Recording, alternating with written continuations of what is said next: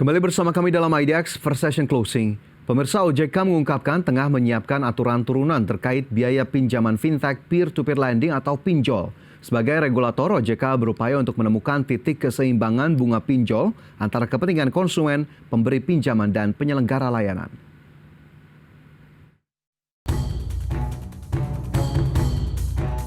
Otoritas Jasa Keuangan tengah menyiapkan aturan turunan terkait biaya pinjaman fintech peer-to-peer lending atau pinjaman online. Dalam konferensi pers, Kepala Eksekutif Pengawas Lembaga Pembiayaan Perusahaan Modal Ventura, Lembaga Keuangan Mikro, dan Lembaga Keuangan lainnya OJK, Agusman menjelaskan bahwa biaya turunan itu akan mengatur manfaat ekonomi atau biaya pinjaman online.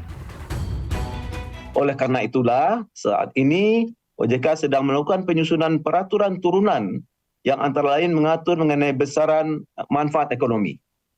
Nantinya, seluruh penyelenggara fintech P2P lending wajib tunduk kepada manfaat ekonomi yang ditetapkan oleh OJK. Dalam hal ini, OJK tentunya akan berupaya menemukan titik keseimbangan antara kepentingan konsumen agar layanan tetap aman, nyaman, terjangkau, dan juga menjaga minat pemberi dana untuk mendanai penerima dana melalui platform P2P lending sehingga industri dapat tumbuh secara sehat.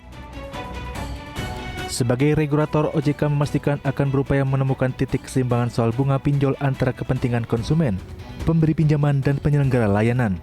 Pengaturan tersebut juga diharapkan dapat menjaga minat dari pemberi pinjaman untuk menyalurkan dana melalui fintech P2P. Adapun selanjutnya, penyelenggara pinjol harus mematuhi manfaat ekonomi atau biaya pinjaman yang akan ditetapkan OJK tersebut. Dari Jakarta, Tim Liputan IDX Channel. Ya, hari ini kita akan bahas terkait dengan industri pinjaman online pemirsa atau pinjol. Adapun Direktur Ekonomi Digital dan Econom Center of Economy and Law Studies atau CELIOS, Nailul Huda mengklaim tidak ada informasi yang transparan mengenai biaya bunga, layanan asuransi, dan denda fintech peer-to-peer lending atau pinjaman online. Lantas ia pun meminta otoritas jasa keuangan untuk segera mengatur bunga dan biaya layanan pinjol secara transparan. Atas informasi bunga yang dianggap parsial tersebut, survei dari Asosiasi Penyelenggara Jasa Internet Indonesia menunjukkan faktor utama peminjaman di pinjol adalah bunga yang murah. Padahal jika dibandingkan dengan bunga lembaga keuangan lainnya, bunga pinjol per tahun sangat tinggi. Dengan bunga 0,4% per hari, bunga pinjol per tahun bisa mencapai 144% atau 1,4 kali dari pokok pinjaman. Sebelumnya pinjol juga dinilai telah melenceng jauh dari tujuan awalnya. Beberapa kasus yang terjadi seperti indikasi tingginya bunga pinjaman, biaya layanan yang terlalu memberatkan peminjam hingga proses penagihan yang dinilai tidak sesuai etika terjadi akibat ruang kosong dalam peraturan OJK. Sementara itu di saat yang sama, Direktur Eksekutif CELIOS Bima Yudhistira mengatakan bahwa selama ini regulasi pinjol dibuat terlalu lunak. Akibatnya pelaku industri pinjol menetapkan bunga dan biaya layanan tergantung kesepakatan antar sesama perusahaan pinjol dan tidak diatur secara eksplisit dalam POJK.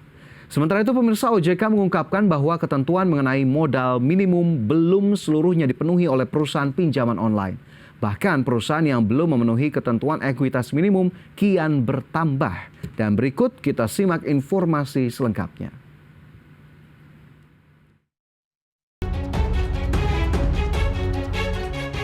Otoritas Jasa Keuangan mengungkapkan sebanyak 33 fintech peer-to-peer lending atau pinjol belum memenuhi ekuitas minimum Rp2,5 miliar per Agustus 2023. Aturan tersebut sejatinya berlaku sejak 4 Juli 2023. OJK menyebut jumlah pinjol kurang modal tersebut meningkat dikarenakan terdapat kinerja penyelenggara yang menurun sehingga mengalami kerugian. Dalam pemenuhan ekuitas minimum fintech peer-to-peer lending sebesar 12,5 miliar yang dilakukan secara bertahap, yaitu 2,5 miliar di bulan Juli 2023, 7,5 miliar di bulan Juli 2024, dan 12,5 miliar di bulan Juli 2025, masih terdapat 33 fintech peer-to-peer lending yang belum memenuhi ketentuan dimaksud per Agustus 2023. Pertambahan jumlah peer-to-peer lending dengan ekuitas minimum kurang dari 2,5 miliar rupiah pada bulan Agustus 2023 dibandingkan dengan bulan sebelumnya karena terdapat kinerja penyelenggara yang menurun sehingga mengalami kerugian. Dari 33 penyelenggara pinjol tersebut, 11 diantaranya tercatat belum mengajukan permohonan tambahan modal. Sedangkan 22 pinjol sedang proses persetujuan peningkatan modal di setor, serta 2 pinjol dalam proses pengembalian izin usaha. Lebih lanjut, dalam pengguna ekuitas minimum pinjol sebesar 12,5 miliar rupiah dilakukan secara bertahap, yaitu 2,5 miliar rupiah di bulan Juli 2023, 7,5 miliar rupiah di bulan Juli 2024, dan 12,5 miliar rupiah di bulan Juli 2025. Dari Jakarta, Tim Liputan IDX Channel.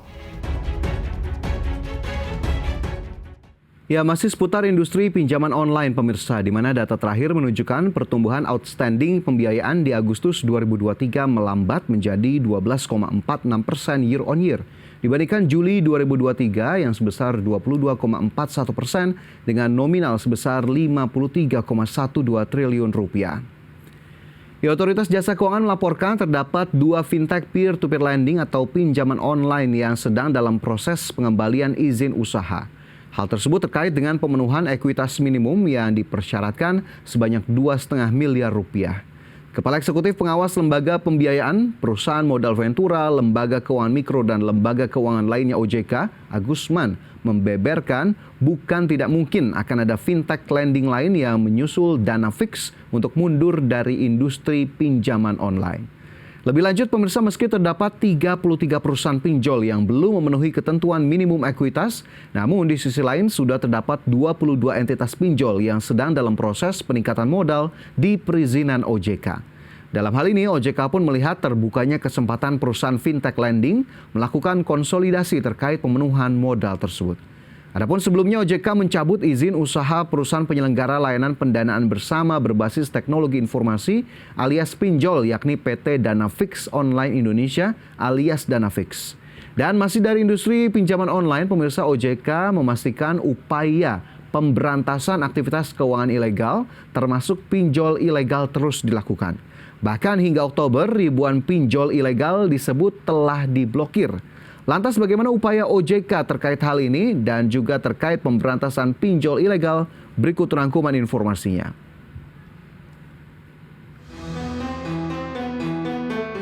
Aktivitas pinjaman online atau pinjol ilegal masih marak terjadi. Otoritas Jasa Keuangan pun terus berupaya untuk memberantas aktivitas pinjol ilegal. Selama periode Januari hingga Oktober 2023, OJK melalui Satuan Tugas Pemberantasan Aktivitas Keuangan Ilegal bersama 12 kementerian dan lembaga menyatakan telah memblokir 1.466 platform pinjol ilegal dan 18 entitas investasi ilegal. Terus meningkatkan koordinasi dalam penanganan investasi dan pinjaman online ilegal. Sejak Januari sampai dengan Oktober, Satgas telah menghentikan 1.484 entitas keuangan ilegal yang terdiri dari 18 entitas investasi ilegal dan 1.466 entitas pinjaman online ilegal. Selain itu, terdapat 8.047 pengaduan yang diterima, terdiri dari 7.710 pengaduan mengenai pinjaman online ilegal dan 337 pengaduan investasi ilegal dengan pengaduan terbesar berasal dari Provinsi Jawa Barat dan disusul dengan pengaduan terbesar dari wilayah DKI Jakarta. Dalam konferensi pers asesmen sektor jasa keuangan terbaru, OJK menyatakan secara total terdapat 1.484 entitas keuangan ilegal yang telah diblokir. Di sisi lain, OJK juga mengungkapkan banyaknya pengaduan dari masyarakat terkait aktivitas keuangan ilegal, di mana total ada sebanyak 8.047 aduan yang diterima OJK. Dan aduan tersebut didominasi oleh pinjol ilegal yang mencapai 7.710 aduan. Dari Jakarta, Tim Liputan IDX Channel.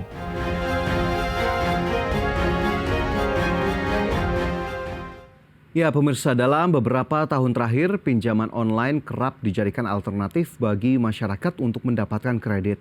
Hal ini bisa dilihat dari banyaknya platform online yang menawarkan layanan pinjol kepada masyarakat.